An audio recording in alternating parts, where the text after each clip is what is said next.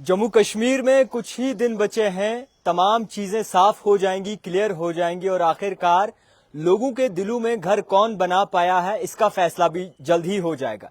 Exit poll अगर आप देखेंगे तो नेशनल चैनल्स वाले मुख्तलिफ चला रहे हैं और इसी के साथ साथ मुख्तलिफ चैनल्स मुख्तलिफ ओपिनियन रख रहे हैं, मगर आपको बताना चाहूंगा कि इस बार किस तरीके से सियासत बनेगी लोगों का कोई भरोसा नहीं है। एग्जिट पोल्स जितने भी हैं फिर आखिर में वो क्या नतीजा आता है वो आप तक जाहिर हो जाएगा, मगर इस वक्त हम बात करेंगे ओवरऑल सिचुएशंस के बारे में और किस तरीके से नेशनल कॉन्फ्रेंस और कांग्रेस बाकायदा तौर पर हमें ग्राउंड में दिखेगी और मुख्तलिफ पार्टियां किस तरीके से मन बनाई हुई हैं। हमारे साथ इस वक्त गांधरबल डिस्ट्रिक्ट के लीडर नेशनल कॉन्फ्रेंस के साथ जो जुड़े हैं साइम मुस्तफा मौजूद हैं। सबसे पहले बहुत शुक्रिया जी वक्त देने के लिए। सीधा सवाल रहेगा, कैंपेन खत्म हुई है, वोटिंग खत्म हो चुकी है, अब तकाजा है कि जनाब नताइज सामने आएंगे। सो कैसे देखेंगे ओवरऑल इस सिचुएशन को? सबसे पहले देखिए, सबसे बड़ी बात थी कि जो ये डेमोक्रेटिक प्रोसेस जो यहाँ पे शुरू हुआ इलेक्शंस का, उसमें सबसे बड़ी बात थी कि जो पोलिंग है वो बहुत ही ज्यादा हुई, जो कि बहुत अच्छा है हमारे लिए, क्योंकि आए दिन जो कि नुकसान हमारा हो जाता था कि जो कि हमारा बाइकआउट प्रोसेस यहाँ पे चलता था, तो उससे लोग बाहर आए और आज उनके पास सिर्फ एक टूल था अपना वोट की बीजेपी को इस चीज से बाहर रखा जाए, बीजेपी को जम्मू कश्मीर से बाहर रखा जाए। तो वो उस हिसाब से जो लोगों ने अपना वोट इस्तेमाल किया है ताकि बीजेपी को बाहर रखा जाए, मेरे हिसाब से जो टर्निंग पॉइंट है और जो अच्छा पॉइंट है उसमें वो वही है कि लोग अच्छे खासी तादाद में बाहर आए। तो कैसे देखेंगे आप इस बार के एग्जिट पोल को? क्योंकि लास्ट बारी जो पार्लियामेंट इलेक्शंस में एग्जिट पोल बताया गया था बिल्कुल उसका अपोजिट हुआ था और लोग कहीं ना कहीं परेशान हो गए थे कि आखिरकार किस तरीके से माहौल बना है। सो ओवरऑल सिचुएशन को असेंबली इंतखाबात है और ये इंतखाबात डिसाइड करेंगे कि जम्मू कश्मीर का फ्यूचर कहाँ जाएगा। सो कैसे देखेंगे इस एग्जिट पोल को जो इस वक्त चलाए जा रहे हैं? देखिए, वो जो एग्जिट पोल दिया था वो एक गोदी मीडिया का एग्जिट पोल था, जो आपको पता होना चाहिए कि उन्होंने किस तरीके से एक बूस्ट अप दिया था बीजेपी को पहले ही, क्योंकि आपको पता है कि वो जो इस टाइम पे बूट लीकिंग प्रोसेस है अभी, जो कि गोदी मीडिया है उनकी तरफ से, तो वो प्रोसेस वहां पे चला पार्लियामेंट इलेक्शंस में। लेकिन यहाँ पे ये जो असेंबली इलेक्शंस हो रहे हैं, यहाँ पे हमारा लोकल मीडिया है और वो जो बहुत अच्छे तरीके से काम कर रहा है, उसमें भी ऐसे लोग हैं, मैं नहीं कहूंगा कि सारे लोग ऐसे ही हैं, उसमें भी कुछ ऐसे लोग हैं जो कि अपना काम बड़े ईमानदारी से कर रहे हैं और बहुत अच्छे तरीके से एक जो कि जिस हिसाब से बनता है एग्जिट पोल देना, उस हिसाब से एग्जिट पोल वो लोग दे रहे हैं। और एग्जिट पोल के हिसाब से अगर देखें आप तो चीजें, जैसा आपने कहा कि कभी कभार गलत भी हो जाती है, एग्जिट पोल कभी भी कोई एक परफेक्ट डेटा आपको नहीं देता है, बट एक आइडिया आपको मिल जाता है किस हिसाब से चीजें चल रही हैं, किस हिसाब से आप आगे जा सकते हैं, कौन पार्टी कहाँ है, तो उस हिसाब से ज्यादा। बाकी 19-20 का फर्क वो तो हमेशा रहता है, या चाहे वो एग्जिट पोल हो या कोई भी चीज हो। इस बार कहीं न कहीं बीजेपी को बाहर रखने का दावा नेशनल कॉन्फ्रेंस करती है और इसी के साथ साथ कई सारी पार्टियां कहती हैं कि जनाब ये दिखावा कर रहे हैं और कई सारी जेलों से जो लीडर आए हैं, कुछ ऐसे लीडर हैं जो कहते हैं कि जनाब ये धोखेबाजी है, कश्मीर को फिर से गुमराह करने की नेशनल कॉन्फ्रेंस जो है वो कोशिश कर रही है। सो कैसे देखेंगे इन बयानात को भी? देखिए, नेशनल कॉन्फ्रेंस पहले दिन से बीजेपी की पॉलिसी के खिलाफ लड़ रही थी।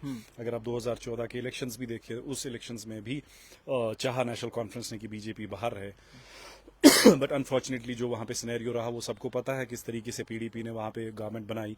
तो वो पहले दिन से ही उनका एक एजेंडा रहा है नेशनल कॉन्फ्रेंस का कि बीजेपी को बाहर रखा जाए। और रही बात कि जो इस टाइम पे कह रहे हैं कि नहीं जी ये नाटक कर रहे हैं, लोगों को गुमराह कर रहे हैं, देखिए 3 दिन की बात बची हुई है, तो 3 दिन के बाद सबका चिट्टा बाहर आ जाएगा, कौन नाटक कर रहा है, कौन उनका भेजा हुआ है, कौन बी टीम है, कौन सी टीम है। ये तो बस 3 दिन बचे हो, अभी तक जितने सारी चीजें लगे एक इल्जामात ही लगे एक दूसरे पे, लेकिन जो प्रैक्टिकल में अब आपको एक टाइम ऐसा आया है जहां पे अब आपको पता चलने वाला है कि नहीं जी वाकई तौर जो बीजेपी का बंदा था, जो बीजेपी की आइडियोलॉजी को सपोर्ट करता था, वो कौन है। तो उसमें 2-3 दिन बचे हैं, सारी चीजें सामने आ जाएंगी। इलेक्शंस तो हो गए हैं, नेशनल कॉन्फ्रेंस अगर दावे करती नहीं बीजेपी को बाहर रखना है तो हम कह सकते थे कि नहीं जी वो तब तक कर सकते थे जब तक पोलिंग ना हुई हो। लेकिन अब इलेक्शंस हो गए हैं, 2 दिन बचे हुए हैं।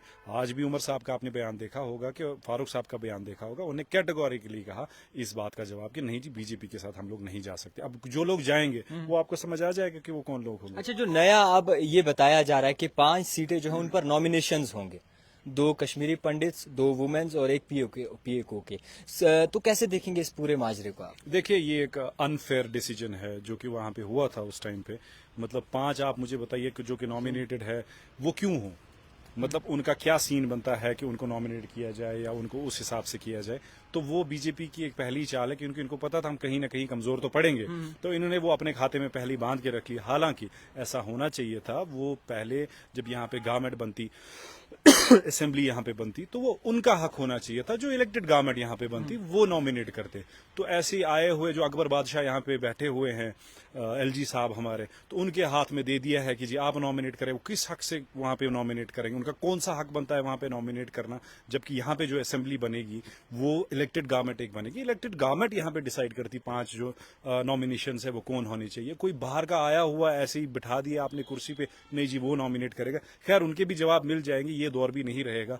धीरे धीरे आपको पता है कि बीजेपी किस तरीके से अब दिन ब दिन पीछे होती जा रही है, चाहे आप हरियाणा की बात करें या जम्मू कश्मीर की भी बात करें।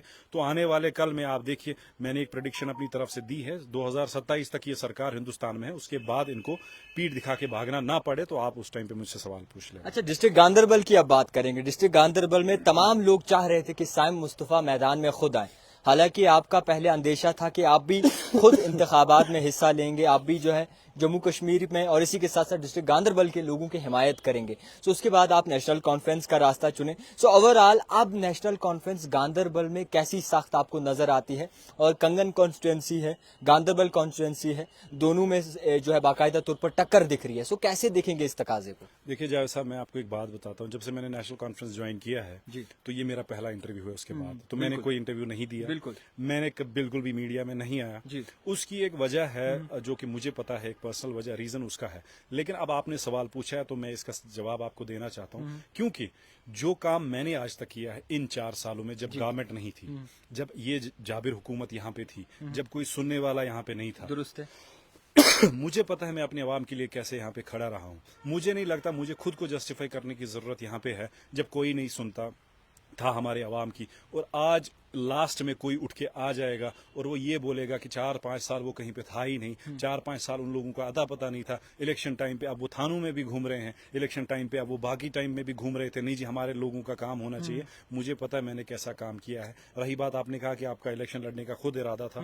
देखिए, एक लीडर जो होता है, there is a difference between a leader and a politician. मैंने वो पहले भी आपको बोला है। एक पॉलिटिशियन हमेशा अपनी कुर्सी के बारे में सोचता है, एक लीडर हमेशा अपनी आवाम के बारे में सोचता है। अगर मैं एक टिपिकल पॉलिटिशियन की तरह सोचूं, जो एक अपॉर्चुनिस्ट पॉलिटिशियन जिसको आप कहते हैं, तो फिर मैं वहां पे बिल्कुल ये चाहता कि मैं इलेक्शन खुद लड़ूं। हालांकि ये बात मैंने आज तक नहीं कही है।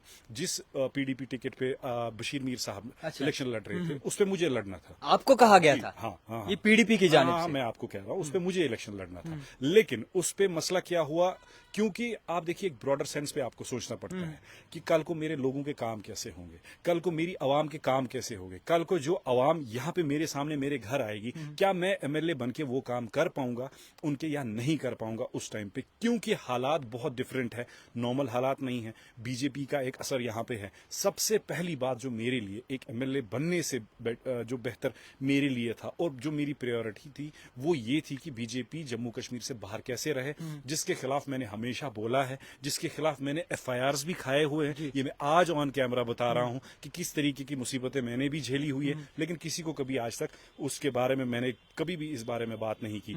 लेकिन सबसे प्रायोरिटी जो थी बीजेपी बाहर रखने की, और उसमें मुझे पहला ऑप्शन ये चीज लगा कि नहीं, पहले कैसे बीजेपी को बाहर रखा जाए, और दूसरा कल को आवाम के काम कैसे हो। क्योंकि खाली जो पॉलिटिशियन होता है, एक लीडर होता है, खाली इतना ही नहीं होता है कि आप इलेक्शन लड़े।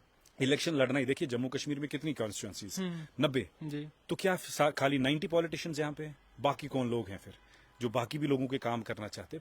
इलेक्शंस के बगैर भी कुछ ऐसे लोग होते हैं जो आवाम के काम करते हैं। मुझे जो अपनी आवाम के लिए सही लगा, और मैं ऑन कैमरा अपनी पब्लिक को बता रहा हूं, आने वाले टाइम में आपको भी पता चलेगा कि मेरा डिसीजन सही था या मेरा डिसीजन गलत था। दूसरी बात, मैंने आवाम के साथ अपनी बैठ के मशवरा किया है, उनको बुला के चीजें मैंने बताई है, कल को किस हिसाब से हालात होंगे, कल को किस हिसाब से, अगर मैं कल को पीडीपी के टिकट पे एमएलए बना, तो आपका जो मसला है वो किस तरीके से मेरे सामने हल हो सकता है या नहीं हो सकता। तो मुझे यही चीज वहां पे नजर आई कि नहीं इस टाइम पे बेटर रहेगा कि मेरा सपोर्ट नेशनल कॉन्फ्रेंस को जाए, यहां से उमर साहब इलेक्शन लड़े। अगर चीफ मिनिस्टर कॉन्स्टिट्यूंसी यहां पे बन जाती है, अभी तक मैं नहीं बोलूंगा कि कोई मतलब अगर उमर साहब अभी तक बनते थे, फारूक साहब बनते थे, मैं समझता हूं गलतियां उन रिप्रेजेंटेटिव्स की थी गांधरबल में जिनको यहां पे काम करना नहीं आया। लेकिन जहां पे अभी मैं हूं, जहां पे मैं नेशनल कॉन्फ्रेंस में आया, अगर अल्लाह ताला ने चाहा नेशनल कॉन्फ्रेंस की सरकार बनी, उमर साहब चीफ मिनिस्टर बने, आप 5 साल में नहीं, मैं आपको आने वाले 1.5-2 साल में ही बता दूंगा कि गांधरबल में उतना काम आज तक कभी नहीं हुआ जितना इस टेन्योर में हुआ जब मैं नेशनल कॉन्फ्रेंस का तो हिस्सा। पीडीपी के टिकट पर आप क्या काम नहीं कर सकते थे? क्या देखिए- पीडीपी में उतनी सख्त नहीं थी? देखिए आइडियोलॉजिकल डिफरेंसेस थी। मैं आपको पहली बात बताता हूं कि इस टाइम पे कोई सेंस नहीं बनता था कि आज इलेक्शन नेशनल कॉन्फ्रेंस और पीडीपी एक साथ अलग अलग लड़े। आज कोई सेंस नहीं बनता था कि गवर्नमेंट आज एनसी बनाए या पीडीपी बनाए, दोनों को एक साथ अगर मिलके यहाँ पे चलते तो शायद ये चीजें इस टाइम तो पे कहते नहीं होती। हैं हम सुनिए तैयार मेरी थे, बात। हम देखिए, तैयार कोई थे। तैयार नहीं था। आप देखिए एक इंसान को जेल से छोड़ा गया पीएजीडी को तोड़ने के लिए, पर्टिकुलरली उसको भेजा गया इसी चीज के लिए। तो स्टार्टअप जो चीज था वो पीडीपी के था, जिन्होंने ये स्टार्ट किया कि पीडीपी किसी तरीके से टूट जाए। हालांकि मैं ये कहूंगा वो भी मजबूर था अपने लिए, उसको भी एक टारगेट दिया था, जैसे इस इलेक्शंस में कुछ टारगेट दिए गए लोगों को कि आप जी वहां पे वोट काटे, ऐसे काटे। जब तक पीएजीडी चल रहा था, जब तक पीएजीडी था, तब तक आप देखिए कि किस हिसाब से चीजें चल रही थी। एक पीडीपी का एक यूथ लीडर जिसको बाहर भेजा गया कि आप पीडीपी को आप जाके पीएजीडी को तोड़िए, वो उस चीज में लगे, वरना ये लड़ाई आपको वो बात सुनिए, याद सुनिए, है जी? ये लड़ाई नेशनल कॉन्फ्रेंस और पीडीपी की थी ही नहीं। ये लड़ाई यहाँ पे सिर्फ वो लड़ाई थी कि हमारे कश्मीर के वजूद की लड़ाई थी, जहां पे हम लोग बीजेपी को बाहर रख सकते थे। तो वहां पे एक कॉमन कॉज को लेके अगर हम लोग वहां पे चलते, आप देखिए इंडिया अलायंस अगर यहाँ पे इलेक्शन लड़ रही है, तो आप मुझे बताए पीडीपी उस चीज का हिस्सा क्यों नहीं बनी? अगर यहाँ पे कांग्रेस और नेशनल कॉन्फ्रेंस की अलायंस है, अगर यहाँ पे पार्लियामेंट इलेक्शंस में वो अलायंस तो कहते हैं हमारे एजेंडे पे चले, हम उनके साथ चलेंगे। उनका एजेंडा आप बताइए इस टाइम पे क्या होना चाहिए? जिस बीजेपी को आपने अंदर लाया, पहला एजेंडा ये होना चाहिए आप उनको बाहर रखें। तो उस किस एजेंडे की वो लोग बात कर रहे हैं? जबकि आप लोगों ने वोट मांगे 2014 में, आपने लोगों को ये भरोसा दिलाया कि हम लोग बीजेपी को बाहर रखेंगे, बाद में इन्हीं के साथ आप लोग गले मिले, बेड़ा गर्क हमारा कर दिया, कोई चीज हमारी नहीं रही हमारे तक, हम ऐसे मातहत बन गए यहाँ पे कि आप देखिए आजकल मसले हमारे कितने पेचीदा यहाँ बन गया, मुझे गिनने इस टाइम पे नहीं है। बिल्कुल। लेकिन इस टाइम पे आप मुझे बताइए एजेंडा जो मेरा था, आपने जावेद साहब एक चीज नोटिस की है, पहले दिन से जब से मैं पॉलिटिक्स में आया हूं, मैंने हमेशा बीजेपी के खिलाफ बात की है, मैंने हमेशा बीजेपी के पॉलिसीज के खिलाफ बात की है। तो अगर आज मैं सियासत में उस टाइम पे आता हूं जहां पे अब इलेक्शंस हैं, जहां पे मुझे मौका है कि मैं बीजेपी को बाहर वहां पे रख सकूं, आप मुझे बताइए मुझे क्या करना चाहिए? पहले मुझे अपना कोई एजेंडा देखना है, या पहले मुझे ये देखना है कि किसी तरीके से जो ये बीजेपी वाले लोग हैं, जो ये आरएसएस के यहाँ पे भगवा झंडा वाले हैं, उनको कैसे हम लोग पहले बाहर रखें? वो तो मेन एजेंडा था। उसके बगैर तो कोई मुझे नहीं लग रहा कोई एजेंडा की इस टाइम पे बात है, ना तो वो एजेंडे अब रहे हैं। तो इस टाइम पे किस चीज में आप मुझे बता रहे, वो कहते थे आप हमारे एजेंडा पे चले, तो उनका कौन सा एजेंडा है तो इनका कौन सा एजेंडा है? खैर अब बात करते हैं एग्जिट पोल के बारे में। सो कैसा तकाजा है आपका, क्या प्रेडिक्शंस है आपकी कि अलायंस में कितनी सीटें हासिल हो सकती है, नेशनल कॉन्फ्रेंस कितनी ले सकती है और कांग्रेस कितनी ले सकती है? देखिए नेशनल कॉन्फ्रेंस तो अभी टॉप पे है। आप हर जगह देखिए, आप जम्मू डिवीजन में देखिए, जो कश्मीर की तो बात ही नहीं है। कश्मीर में आप देखिए जहां पे भी लोग हैं वो चाहते हैं कि नेशनल कॉन्फ्रेंस को उन्होंने वोट किया है और भारी अक्सरियत से वोट किया है। आप जम्मू डिवीजन, आप पूंछ की बात करें, आप चिनाब वैली की बात करें, वहां पे भी लोगों ने वोट दिया है। पीर पंचाल की बात करें, वहां पे भी नेशनल कॉन्फ्रेंस को लोगों ने वोट दिया है। अब ये देखना है, देखिए बैलेट बॉक्सेस में कोई नहीं होता है, आप एक अपना अंदाजा बता सकते हैं, एक तजुर्बा बता सकते हैं, जिसमें आपको पता चलता है कि नहीं जी कहां पे किस हिसाब से चीजें हो रही हैं। तो वो एक हर किसी का तजुर्बा होता है, उस हिसाब से अपनी अपनी बात हर कोई कह देता है। तो मेरा एक तजुर्बा है, आप किसी एंगल से कहेंगे। दूसरा होता है एक सर्वे, तो सर्वे भी किसी हद तक सही होता है कि हाँ जी उसमें भी, लेकिन आप 20% का जो है वो फर्क तो आप रखते ही रखते हैं। तकाजा क्या है आपका? देखिए मैं तो आपको इतना बताता हूं, तो नेशनल कॉन्फ्रेंस और अलायंस की सरकार तो बननी ही बननी है इंशाल्लाह ताला, वो आप दिमाग में रखिए, वो सरकार बनेगी। अब आप देखिए वो किस तरीके से बनती है, उसमें चाहे खाली नेशनल कॉन्फ्रेंस और कांग्रेस बनाती है या कुछ इंडिपेंडेंट्स को अगर प्रेडिक्शंस क्या है साइम जी? मैं आपको कह रहा हूं कि नेशनल कॉन्फ्रेंस और अलायंस की सरकार इंशाल्लाह ताला ये जरूर आप कहते हैं वो लोगों तक है, बट सीट्स के हवाले से क्या प्रेडिक्शन है आपकी? देखिए क्या सीट्स के हवाले तकाजा से लगा? अगर आप देखिए, मुझे तो एनसी 35 सीटों से नीचे नजर नहीं आ रही है, ये मैं आपको क्लियरली बता रहा हूँ अपने दम पर? जी जी जी बिल्कुल अपने दम पर मुझे नजर नहीं आ रही, क्योंकि मेरा भी अब थोड़ा बहुत एक तजुर्बा है, जिस हिसाब से मैंने भी लोगों से बात की है, जिस हिसाब से बीजेपी से लोग तंग आए हुए थे और उनको पता था कि नहीं एक पार्टी है जो इस टाइम पे बीजेपी के खिलाफ लड़ रही है, दैट्स ओनली नेशनल कॉन्फ्रेंस। तो उस हिसाब से मैं आपको कह रहा हूँ कि 35 सीटों से कम मुझे नेशनल कॉन्फ्रेंस नजर। कांग्रेस का भी ठीक है। देखिए, जिस हिसाब से कांग्रेस का था एक्सपेक्टेशन, उस हिसाब से मुझे नहीं लग रहा है हो रहा है। लेकिन देखिए, कांग्रेस एक नेशनल पार्टी है, कांग्रेस का एक अपना एक एजेंडा है, वो अपने हिसाब से चल रही है, वो नेशनल लेवल पे बीजेपी के साथ लड़ रही है। तो उस हिसाब से आप इतना माने कि गवर्नमेंट बनाने के लिए कांग्रेस तो साथ में है ही है, और उतना तो कंट्रीब्यूशन होगा कि गवर्नमेंट बना सकते हैं। इतना मैं आपको दावे के साथ आप कहते हैं। जी जी बिल्कुल। खैर, बहुत शुक्रिया वक्त देने के लिए। तो फिलहाल के तौर पर एग्जिट पोल ही चल रहे हैं। तमाम जितने भी नेशनल चैनल हो, चाहे जितने भी इस वक्त लोग देख रहे हो, उन तक मैं ये बात पहुंचाना चाहूंगा कि इस वक्त तकाजा लगाया जा रहा है, प्रिडिक्शन लगाई जाए। और हमने जो खबर आप तक पहुंचाई, ये भी तकाजा है, प्रिडिक्शन है, अंदाजा है। तो साफ तौर पर अब 8 तारीख को फैसला हो जाएगा किसके सर पे सजेगा ताज और किसे जम्मू कश्मीर की आवाम कहेगी अलविदा। फिलहाल के तौर पर देखते रहिए द टाइपराइटर जावेद खान के साथ।